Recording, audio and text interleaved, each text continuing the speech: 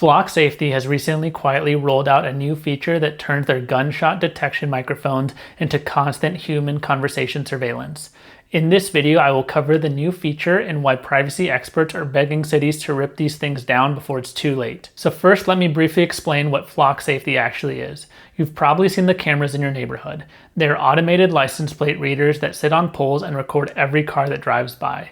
They're in over 6,000 communities across the US, but recently they've released something called the Raven system. These are high-powered microphones that originally were supposed to detect gunshots and alert the police. However, in October of this past year, Flock announced something called distress detection. Their microphones can now listen for sounds of human distress like screaming or wailing and automatically alert the cops. These also aren't regular microphones. They're described as high-powered microphones parked above densely populated city streets, and that means that they can pick up conversations from far away, even in noisy environments. Unlike a camera that just shows you walking by, audio captures everything. The actual words you're saying and the emotion in your voice. Your voice gives away much more than people think. Voice data can expose your age, gender, health conditions, personality traits, and emotional states. Companies have literally patented technology that figures out your health problems just by analyzing how you talk to your smart speaker. This audio can also be used to build a profile on you, where you go and who you're with. When this data gets stored, it also creates a huge target for hackers. Voice recordings can be used for identity theft and voice cloning. Now here's where it gets really messy.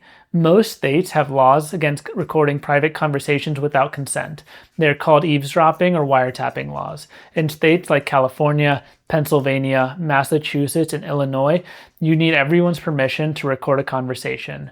Breaking these laws can get you fined $2,500 per violation or even thrown in jail. But in these cases, nobody really knows if these laws apply to Flock's microphones yet. The government isn't part of your conversation, but they're recording you anyways. The courts haven't figured this out. And even in places where recording might be legal, you're supposed to let people know they're being recorded either way.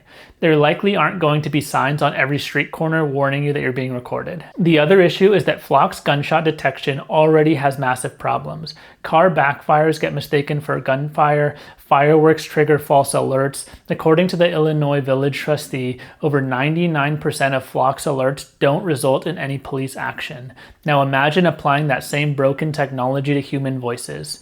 What counts as distress? Potentially kids playing and yelling on the playground, actors rehearsing a scene, someone cheering at a sports game, someone crying about bad news. The system has no way of telling the difference.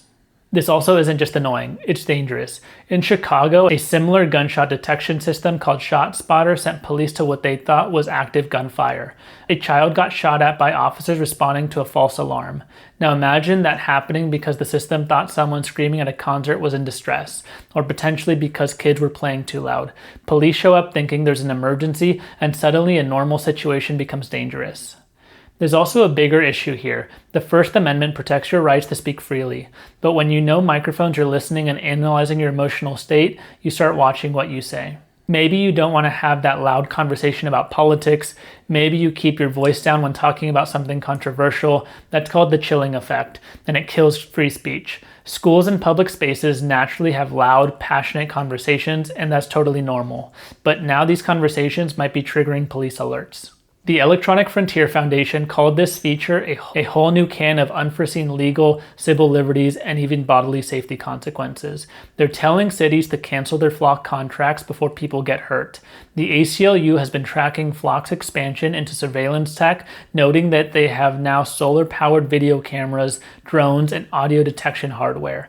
It's a full surveillance system, and some cities are starting to listen. Evanston, Illinois canceled their Flock contract and ordered the equipment removed. When Flock mysteriously put the cameras back up, the city sent them a cease and desist letter and literally covered the cameras with black tape. 2 members of Congress launched an investigation into Flock last year. They looked at how the company enables invasive surveillance practices that threaten the privacy, safety, and civil liberties of women, immigrants, and vulnerable Americans. Flock's response claims that their system uses unbiased algorithms that are continually improving.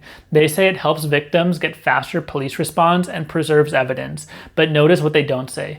They don't explain how the technology actually works, they don't share accuracy rates, and they don't tell you how long they keep your voice recordings or who has access to them. Here's the bottom line. If your city has Flock's Raven system, there are microphones listening to you right now. They're recording your voice, your conversations, your emotional state, and the data is being stored somewhere. It could be hacked, it could be misused, it could trigger false police responses that put you in danger. And the worst part is that most people don't know this is happening. No one asked for permission, and there likely aren't warning signs around these microphones. This is mass audio surveillance in public spaces, and it's spreading to thousands of cities without any real debate on whether we want it. Cities need to demand answers before deploying this stuff. How accurate is it? What's the false positive rate? How long is audio stored? Who can access it? What happens if these systems get hacked? We need laws that actually address this. State eavesdropping laws weren't written for government microphones on every corner. We need clear rules about consent, notification, and limits on what these systems can do. And honestly, based on the 99% failure rate and all the privacy concerns, maybe we just don't need this type of technology at all. Please subscribe and let me know your thoughts in the comments below. Thank you.